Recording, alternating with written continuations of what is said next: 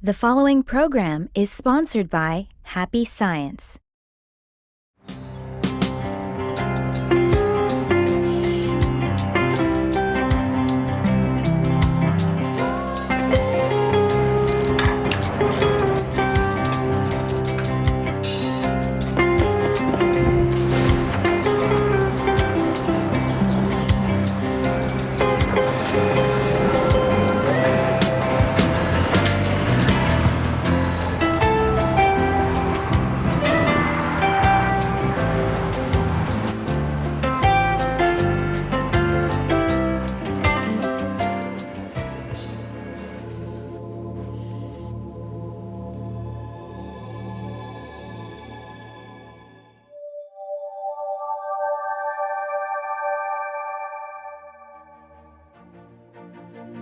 Hello, and thank you for accepting our invitation to happiness.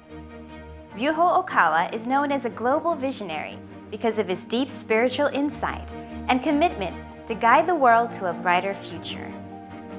To accomplish this, he founded Happy Science Group in 1986, which is now a global movement in over 100 countries. His vision and message to the world goes beyond the differences of race and language, empowering people with love. Together, in this 8-part series, we will explore practical ways on how you can be happy and how you can take part in creating happiness as a society. At some point in our lives, we all wonder what will happen after we die. Where do we go? What is it like? Most of us have all experienced death, whether it was a death of a loved one or maybe even a near-death experience yourself. There have been many records of what happens after death, and recently there was a neurosurgeon who wrote a book on his own experience. If you were asked the question, what happens after death, would you have an answer? But before we go any further, let's take it to the streets and ask the people in New York about what they think happens after death. What happened after you die? I really don't know, but I do believe that there's a better place after this. I watch the history channels and, I read a lot of Bibles, and you know what? I do believe there's a better place after this, and the only thing I could say is never give up your dreams. I believe the word of God. The afterlife, after death there's life. That life we cannot say what it's going to be. We can only know what this present life holds. I think that our bodies return their mass to the earth that it came from. And if we have a soul, then it probably doesn't stick around. I don't know where it goes though. Well, hopefully I get to be reabsorbed back into this amazing planet. How about you? What do you think happens after death? Today we'll explore the world after death. Happy Science has grown larger as a religious organization, so I often give a lecture based on the natural presumption that the other world exists. However, many people in the world don't naturally believe that the other world exists. So in this lecture, I would like to speak in a way that's easier to understand for people who are wondering whether the other world exists,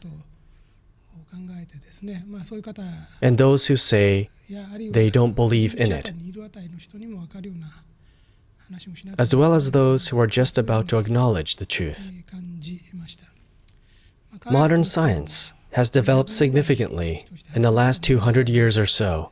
However, just considering religions that still exist today, there is a history of more than several thousand years. It must be quite hard for science to assess religion, which existed even before science began to develop. When we discuss with scientific-minded people, scientists and materialists who do not believe in the other world and the spirit world, it seems as if they're holding a 12-inch ruler and saying, if I can't measure it, then I won't believe it. What people mean when they say they don't know or can't believe in the other world is this. Isn't it unkind not to let people in this world know that such a place really exists and that Buddha and God exist as well? If such things really do exist, then surely it would have been available for more people to know. Since humans can't easily comprehend those things, they probably don't exist. That which can't be confirmed by experiment isn't worth believing. However, not everyone can recognize such things. And the reason is because this world and our lives are some kind of test. Humans come to the spirit world, which is the real world, dwell in a physical body, and live in the material world. They are tested to see how much they are able to grasp the spiritual view of life, or how much they can experience and practice what they've learned from Buddha and God while living in this material world. People accumulate diverse experiences in this life, but those are tests. When the test is over and our life ends, we will come to understand about the spirit world. When our test is done, we will be given a comprehensive review of our lives, and we will be given a general overview of our life on earth. The spirit world will remain invisible during our life on earth. This life is a kind of test, so we can't be given all the answers. However, we can receive a lot of clues during our lifetime. Various opportunities have been prepared for us in order to realize this. During this life, we will be asked many questions. What will you gain from the various possibilities in this life? What will you grasp as your ideas, philosophy, or the conclusion of your life? Moreover, we will know whether we achieved a passing score or not when we die. At this point, we will see a flip in worldly values, such as success or failure in life and in society. No matter how many people doubt the existence of the spirit world, doubt religion, and persecute religion in this world, nothing will disturb the spirit world because everyone will eventually die. Knowledge of the other world is a great power. However, what gives you even greater power is to believe in the other world, not just to know it. Believing is similar to being on an airplane or a ship going abroad. It's risky, but you are able to go on a big trip. You're able to obtain a new vision of the world by traveling uncharted continents and the unknown world.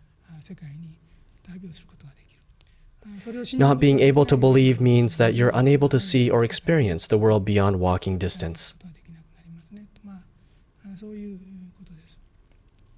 In the medical world, various reports on near-death experience have been made public in the last 2 or 3 decades. Currently, near-death experiences include terminal care, have become a topic of research. In fact, the number of people who openly deny near-death experience is decreasing, while the number of people who are 50-50 about whether such a thing could exist is increasing. This is why near-death experience has become a topic of research. However, it still hasn't made the connection to religion. According to research by doctors, there are thousands or tens of thousands of reported cases of people who have been in traffic accidents or have suffered heart attacks or brain disease, who also have had out-of-body experiences while unconscious and with a stopped heart. Out of various kinds of near-death experiences, the most common seems to be the one in which the heart stops and the soul comes out from the body.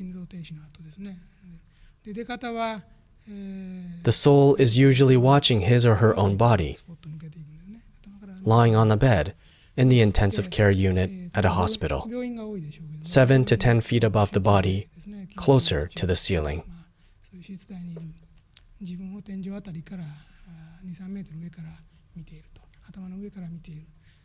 Happy Science's view on brain death is that a person is not considered dead as long as his heart remains beating. Cardiac arrest is a sign that the soul may exit from the body. The soul wouldn't be able to leave the body so easily prior to that. However, once the heart stops, it becomes quite easy for the soul to leave the body. First, the soul exits out of the body. And in most cases, it stays floating near its body, near the ceiling, or somewhere close by. It sometimes comes too close to its own body and ends up going back inside the body. During the out-of-body experience, the soul is connected to its body via the silver cord. Sometimes there are people who can actually see it. Only those who can keep their mind calm are able to see this connection. Some of those who have a lot of experience with out-of-body states know about the cord connection. There are some who even see a person come from a different world and try to cut the cord as though he or she were cutting an umbilical cord. They say to the person who comes down from the other world, "Don't cut the cord. If you cut it, I won't be able to come back to life. Please don't cut it." There are such cases. Then usually, you will experience something called the tunnel phenomenon, in which you will see a single black dot appear in your vision. As you wonder what it is, the dot grows, just like a spilled ink would. The dot continues to grow bigger and turns into a black tunnel. When you realize how large it has become, you will feel as though you're being sucked into the tunnel. Many people have experienced this phenomenon. The tunnel phenomenon occurs only between the time the soul separates from the body and the time it enters the spirit world. In many cases, you will see an extremely dazzling light near the end of the tunnel. Some people have said that they couldn't open their eyes because of the white dazzling light. Yet others have said that the light was several hundred times brighter than the sun, but not so dazzling. There were various other accounts, many of which describe white light. At this stage, their vision is still blurry, but they can faintly see someone in the light coming toward them. Many of those who have had near-death experiences say that God was coming to them. But there's no way that God would visit so many people, so it's probably their guardian spirit or guiding spirit of a slightly higher spiritual rank, who came as a guiding angel to lead them to the next world. In the next stage, you'll come to the river Styx. Many have seen this river, particularly among the Japanese people. You will come to a field of flowers after following your guiding angel in the light for a while. The field will be full of rapeseed flowers, cosmos, daisies, and a host of other flowers. On the ground in the park, flowers bloom in profusion. Many of the accounts mention this field of flowers. You will see a beautiful river running through it. This river marks the boundary between life and death. It is said that there's no turning back once you cross it. Many people who had out-of-body experience turn back before crossing the river or after having crossed halfway and return to this world. The silver cord snaps when you cross this river. You will make the decision whether you should cross this river or not after discussing with people who have come over from the other side. For some people, their late grandmother and grandfather come to welcome them soon after their soul leaves the body. But more people meet their late family members after traveling through the tunnel and passing into the world of light. The truth is, there is life after death. Human beings come from the spirit world, which is the real world, dwell in a physical body, and live in this material world. We go through life in order to test ourselves on how much we can grasp or understand the spiritual view of life and practice the teachings of God in this material world. This world can be compared to a training ground, its purpose, soul training. There are many near-death experiences reported in modern medicine, but from the viewpoint of the truth, the dividing line between life and death is not when your heart stops beating, but when the silver cord connecting your soul and body is disconnected. Let's go back to the lecture to learn more. Usually, religious workers take on the job of guiding the spirits in the other world. Most people in this world belong to a religious group, such as Christianity and Buddhism. Therefore, it's better to belong to a religion. When someone who doesn't belong to a religion dies, the spirits in the spirit world become confused as to who should take care of them. This is why it's a good thing that there are sects or denominations in each religion. Otherwise, it would be unclear as to who in the other world will take care of that person, and he will end up causing trouble. As long as he belongs to a religious group, its representatives will welcome him and be in charge of taking care of him so that everything goes very smoothly. If the person is a Christian, then a Christian angel will come as a guide and lead him. And where he goes after crossing the Styx is a church, of course. If a person is a Buddhist, then he will be taken to a temple. There are temples and shrines in the other world too. In this way, each person is led to a facility of the religion he belongs to and is given guidance on the other world. It's better to have a connection to some religion or denomination, even just for the time being. Otherwise, you'll have a hard time in the other world. Of course, after death, it is often the case that relatives come, such as a mother or a father. But it does not always happen that way. There are also people who are in the middle of spiritual training, and as a result of which, they are unable to go help. In such situations, because help is still far off and the person is in pain, it is best to have some religious affiliation. Although a person may have no faith himself, fortunately, he can connect to a religion if a friend or someone close to him has faith. There are over 6 billion people on Earth, and someone dies in an accident or dies of sickness every day. This is immediately conveyed to the spirit world, and a spirit with a connection to that person will come to meet him. Thankfully, friends and relatives come as well, and even supporters from the same religion come to help. Many people in the other world know of a person's death. Seeing this, we realize how much each person is cared for and realize so many spirits are at this work. When you die, you start having flashbacks and begin to look back on your life. This becomes in many forms depending on the individual. In some cases, you will see your life through a mirror or a movie screen. In other cases, you will see various scenes in a recollection of your memories. According to reports on near-death experiences, strangely enough, everybody makes a common point that there is no such thing as time in the other world. Time is dependent on the Earth's rotation, so there's no concept of time in the other world. In the reports, everyone says that the other world has no sense of time and space. That's exactly how it is. When you recall your past, you'll be able to recall your whole life in an instant, making you wonder if such a thing is actually possible.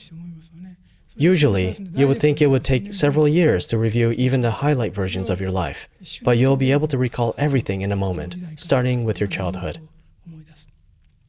It's been reported that everything comes back to mind, including the good and the bad, the time you got into a fight, when things went right, relationships with your parents, siblings, and children, friendships, about school and the workplace. At that time, you don't only see your life from your own perspective. Interestingly, you also see things from the standpoint of a third party. For example, you'll be able to see the scenes of you and a friend fighting during your childhood through the eyes of someone else. Consequently, this is not a memory of what you saw with your own eyes. That information, in fact, comes from your guardian spirit. In the videotape of life, there are things that are recorded as impressions that you got with your own eyes, but there are video images recorded through the eyes of your guardian spirit too. So you're able to see yourself through the eyes of a third party. As you look at an image of yourself in the past, you'll be able to enter a world that existed decades ago, as if you were in the time machine. Your present self is there, but your past self in the scene cannot see you.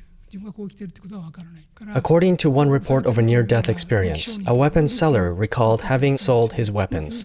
However, he was also shown how the weapons were used after he sold them, how people were killed by those weapons, and how their families grieved and suffered. Moreover, he had to see the funeral and the families crying over the dead body of their loved ones. In this life, his business was done after he sold his weapons. In the spiritual world, however, the things you aren't aware of while you are alive are recorded too.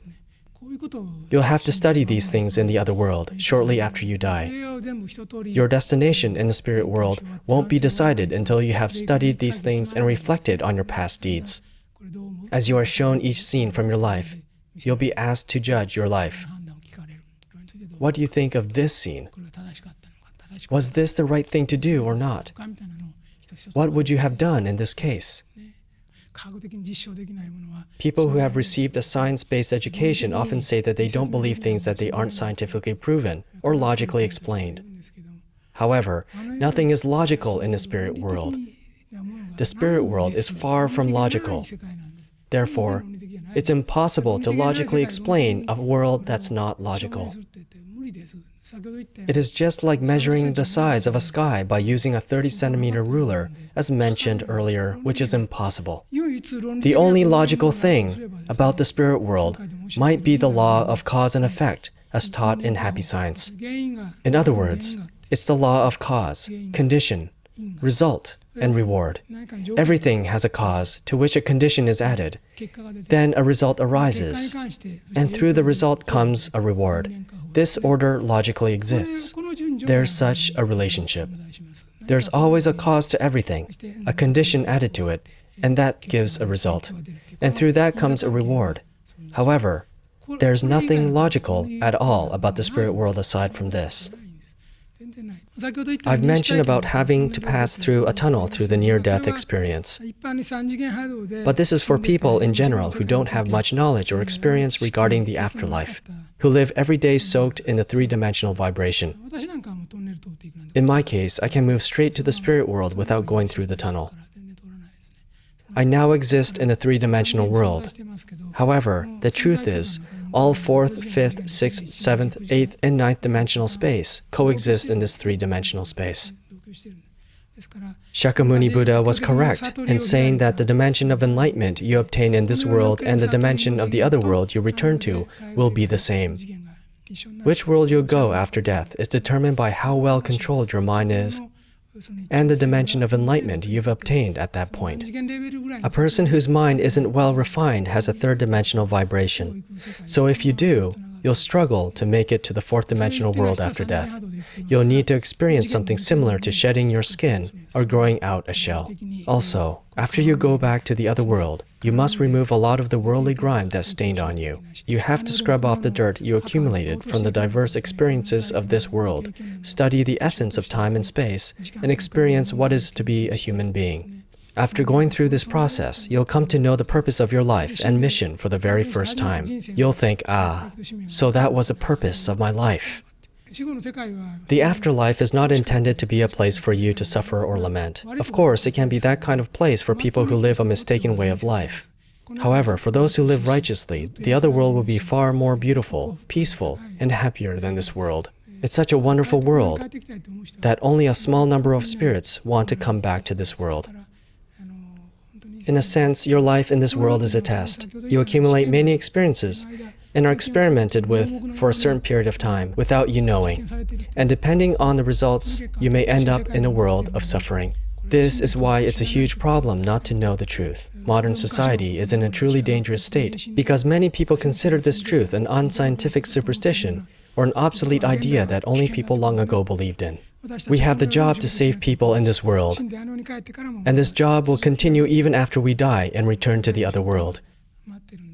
Actually, in the other world, almost everything is decided based on religious values. That's why religious work is very important. If you can't go back to heaven because you mistook your life course despite self-reflecting and disciplining yourself while you were alive, please pray. Your prayer will surely reach the heavenly world, and some means of salvation will be at work.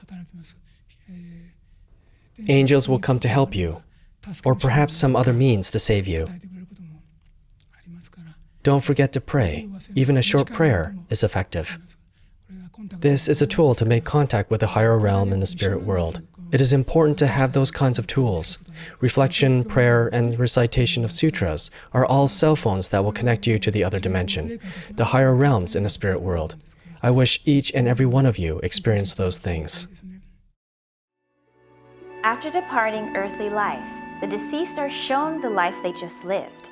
Meaning, with the help from angels, the newly deceased review their lives from start to finish. They hear the thoughts they had and see the things they did.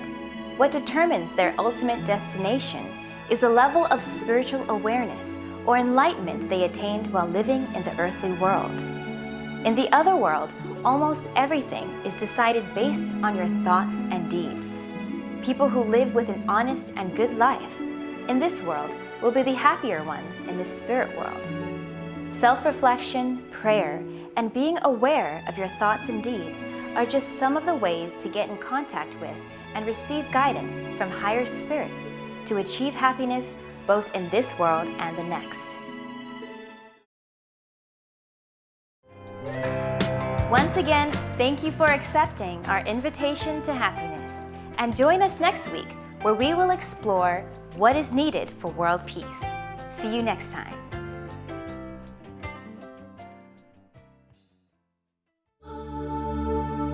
Where do we go when we die? The 9 dimensions uncovers the mysteries of the afterlife.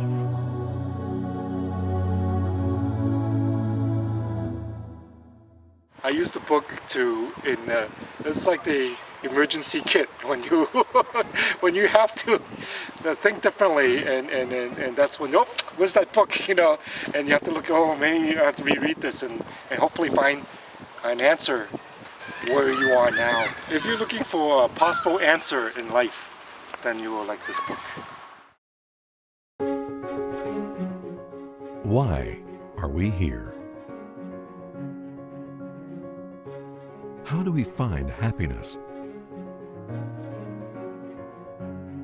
What is the nature of the soul? Imagine if life's questions could be answered. Imagine if we could understand God's designs and intentions and discover more than our life goals, but also how to attain them. In the laws of the sun, Ryuho Ikawa shows us the universal spiritual laws and how we can live in harmony with them. Learn how our thoughts influence reality, the nature of love, and the guiding principles on the path to enlightenment. This is a book with answers to life's questions for all in search of spiritual growth.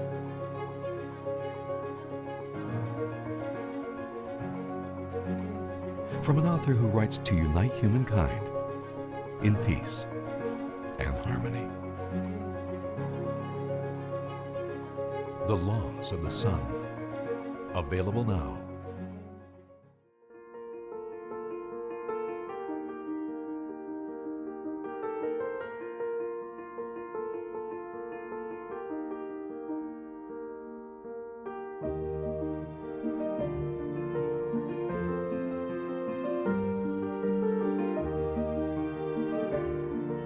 The preceding program was sponsored by Happy Science.